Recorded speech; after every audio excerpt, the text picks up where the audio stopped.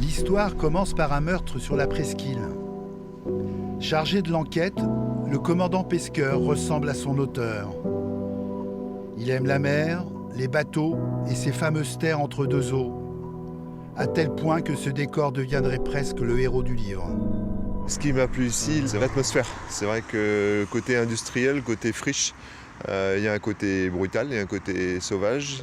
Et puis il y a cette dimension de croisement aussi. C'est-à-dire que effectivement, c'est l'histoire maritime de la ville. C'est l'histoire de la ville de manière plus générale. Et puis il y a tous ces gens qui se croisent d'un petit peu partout et qui laissent leurs traces sur les murs. François-Michel Dupont met en exergue ces contrastes, entre, dit-il, le clinquant et la noirceur. Il aime digresser pour évoquer, par exemple, l'arrivée du tribunal ou de la bibliothèque. En même temps, le choix était judicieux.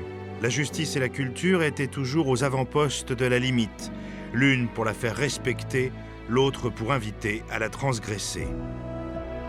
L'intrigue se poursuit avec l'histoire du pavillon Savard, les migrants, les prostituées, comme si le polar prenait des accents de chronique sociale.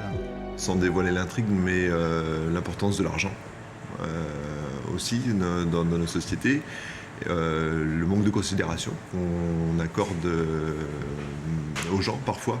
Et puis je pense qu'au cœur du cœur, mais comme souvent dans ce que j'écris, il y a la question de l'éducation. Je pense que c'est par hasard par rapport au métier qu'est le mien, par rapport aux valeurs qui sont les miennes aussi. Car ce prof observe beaucoup et note tout dans ce petit carnet, comme son escapade en Norvège, là où s'achève l'énigme. Alors méfiez-vous, si vous le croisez, vous pourriez très bien vous retrouver dans son prochain bouquin.